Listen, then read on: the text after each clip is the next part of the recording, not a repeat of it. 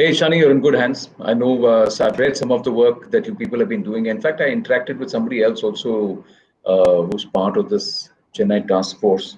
Somebody Oh, who said, fantastic. yeah, a long time back. And I think he's taken some help from the Chennai task force and also with the Chennai Municipal Corporation trying to help strays and also Mhm. collect ration and all of that. So just good talking to him. Now, good to be able to Yeah, speak to you. absolutely.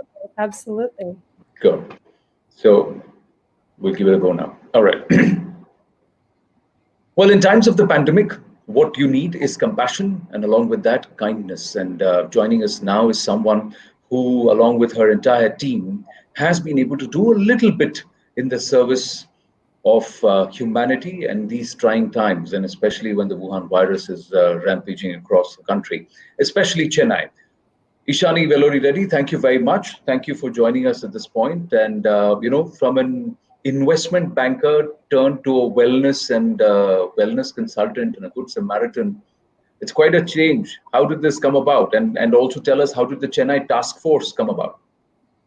So, Anand, I think that the evolution has been a very natural one. Helping people, giving back, it's something that was kind of a foundational value. I Sorry, just stop. I just gonna interrupt. There is an There's a little echo. echo. There's a lot of echo, so everybody else can mute their mic. Also, when you are answering right now, Mhm. Ishani, you mute your. I mean, after there's a lot of echo. I don't know where is it coming from, but too much echo in your answers. Mhm. So when could you hear the echo yourself? No. I could. It was really bad. Okay, so if you find an echo, you have to we'll have to wait for the internet to stabilize and again speak, because otherwise that audio is no good. Okay, got it. So sorry, I had to put this in, but there's And and just, we all have muted our mics, so as it is, that doesn't make any difference. But whatever you are speaking is getting echoed back on your Okay. uh, I would iPad. request you, Shani, just to check if there are two windows of the same stream you are open on your laptop, because sometimes that's what creates the echo because the audio source is picking up the other one also. Um, I don't know. This is the only, All right. So then, but I'm no, hearing the echo now too. yeah. Are you picking that up?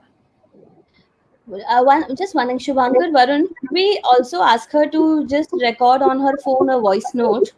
So, at least we can have that as a backup, as a audio source. No, I believe now the internet has stabilized. Ishani, could you say something for us right now? Hi, how have you been? Hi guys. Good to be here today. Yeah, it sounds fine. Okay, Ishani, it's as better. a backup, would you have a phone which has a voice note? Yeah. Yeah, yeah. So just let that be on throughout, so that if there is any audio jerks, we have a backup to pick it up from. Okay. Sounds good. So okay, so on the iPhone, the voice utility one. Voice memos. Yeah, yeah. So from your answer, we'll take it from your answers again from the answer.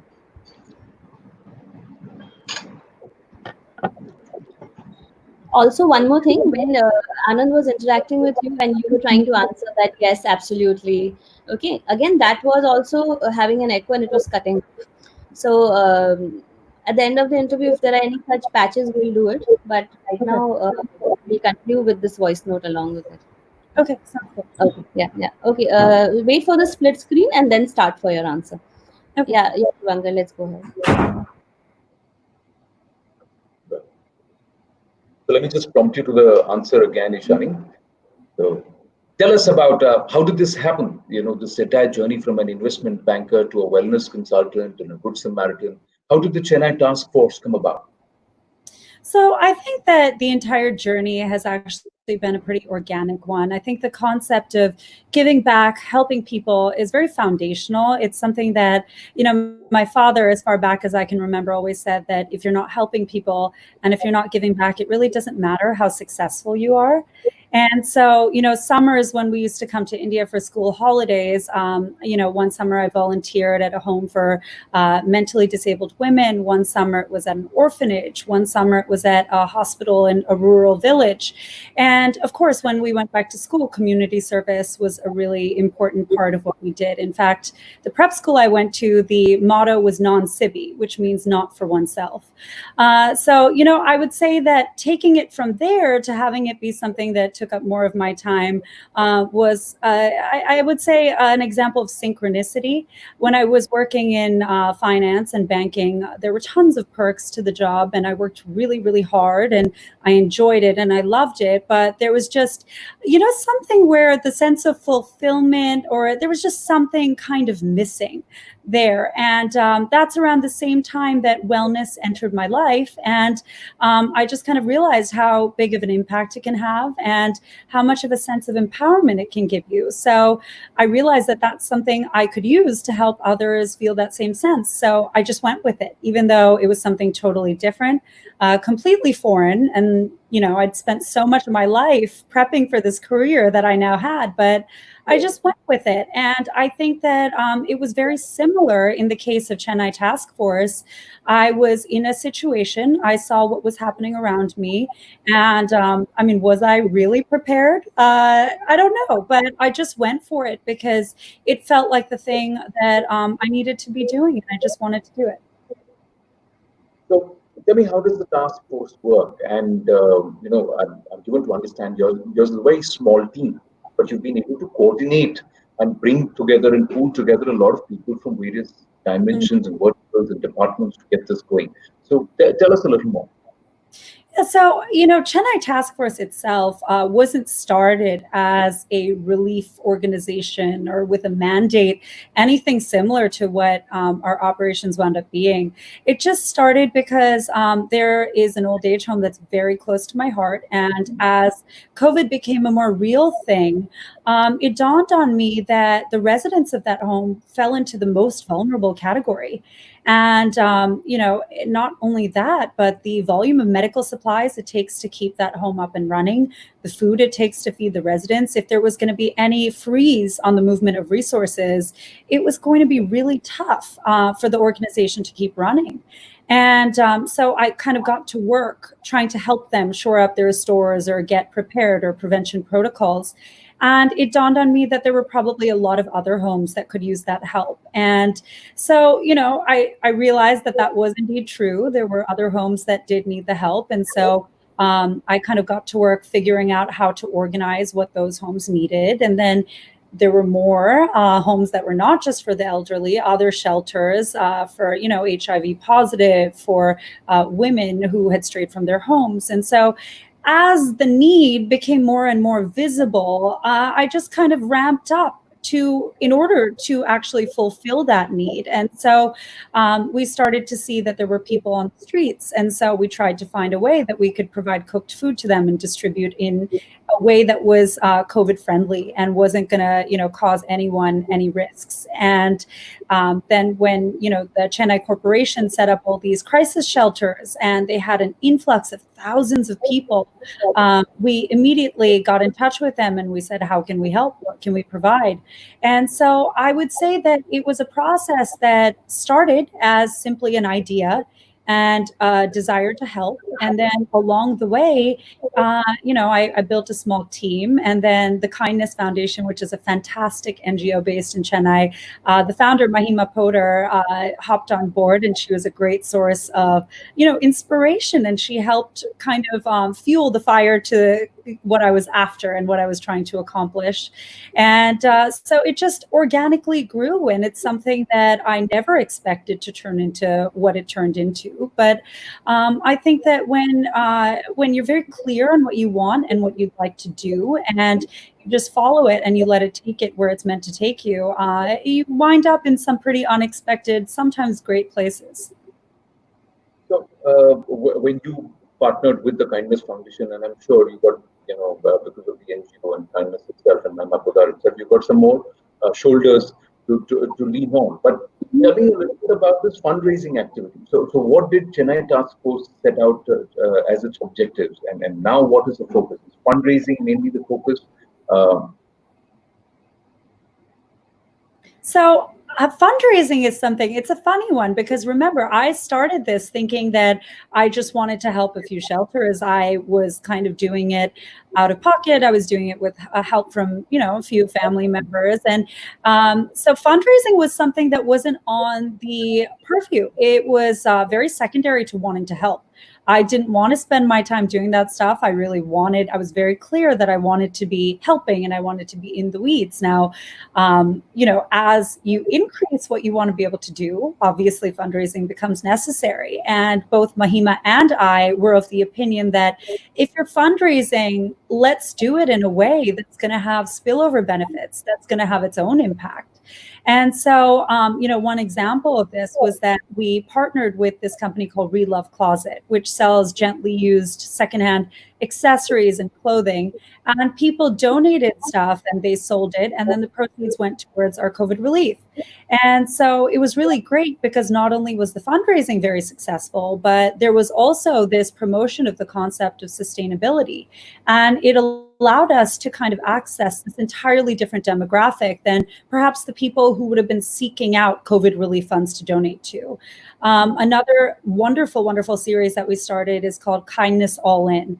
And we got actors, artists, just talented people to offer their time to host these sessions for people who would make a donation and then be able to join in the session and pick up a skill set or enrich themselves. And, bear in mind at this stage, everyone was really more or less stuck at home. And so it was a way to kind of infuse people's lives with a little bit of learning, a little bit of enrichment.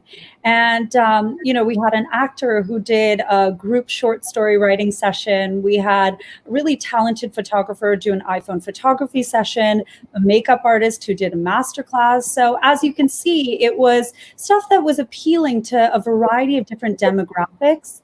And in fact, the series was so successful and we really enjoyed doing it so much that even after this, the Kindness Foundation is going to be continuing it to raise funds for their own normal steady state activities.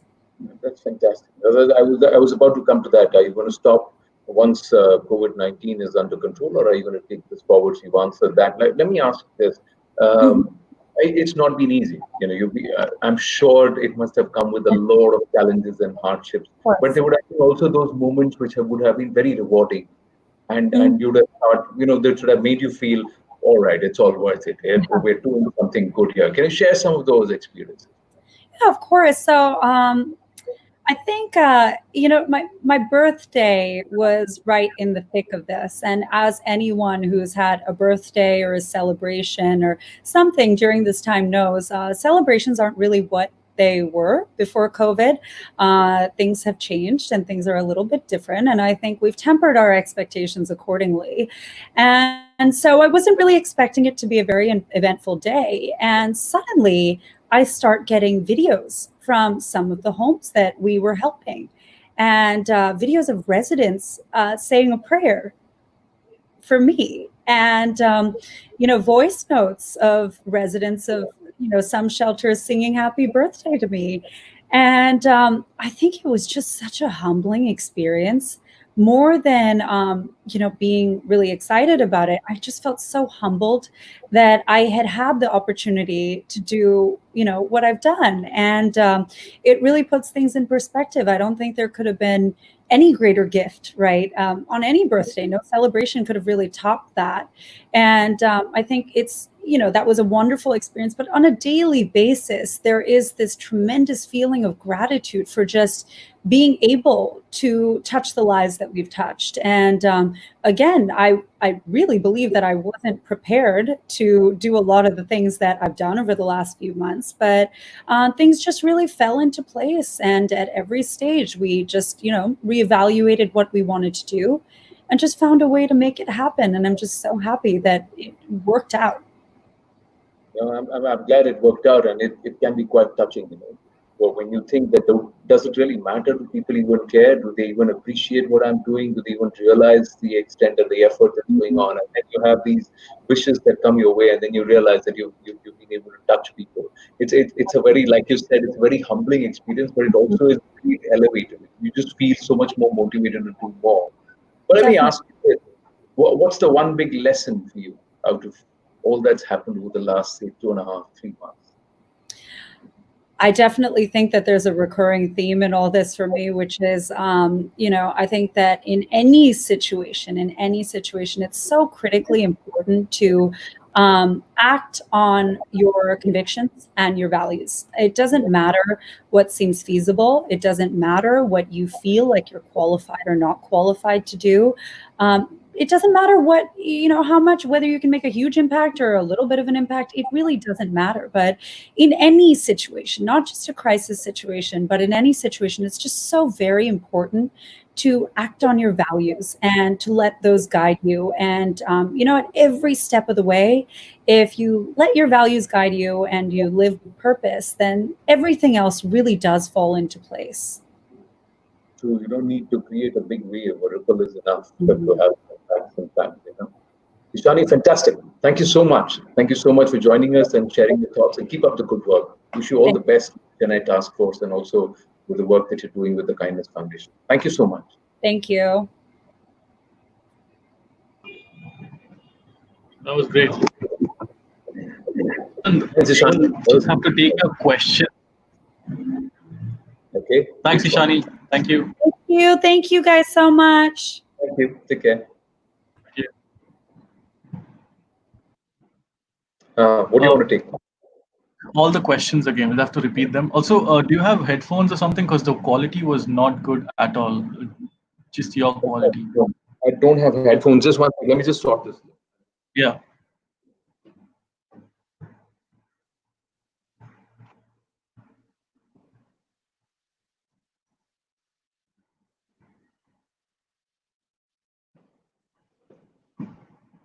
Check, check, check. Is it better?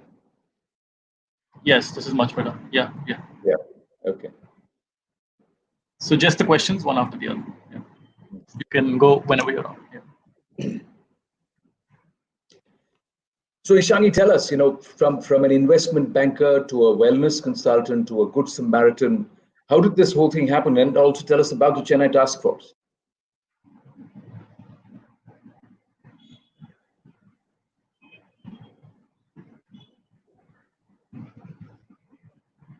True, but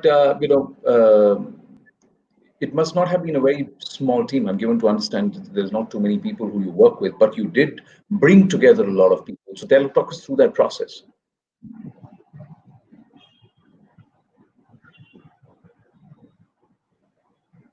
Mm.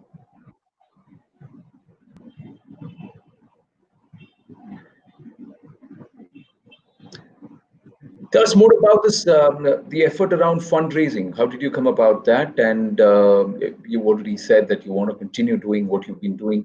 So that's one part. But the fundraising aspect of it.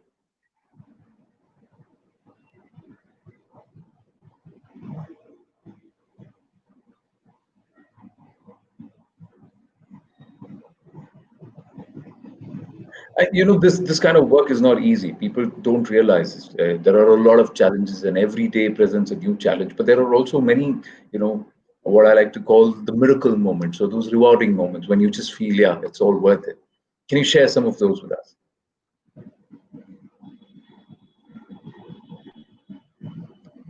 What is the one single lesson that you're going to take away out of all that's happened over the last 3 months?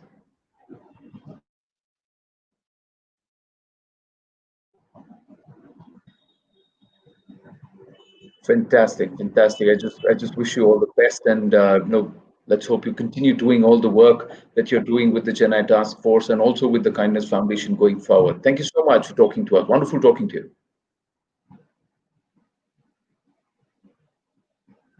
Thank you. Yeah, That was great. Thanks. great. Thanks a lot. Cheers.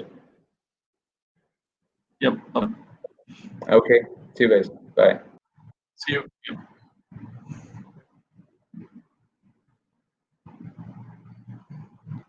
Dimple, we're done. Okay.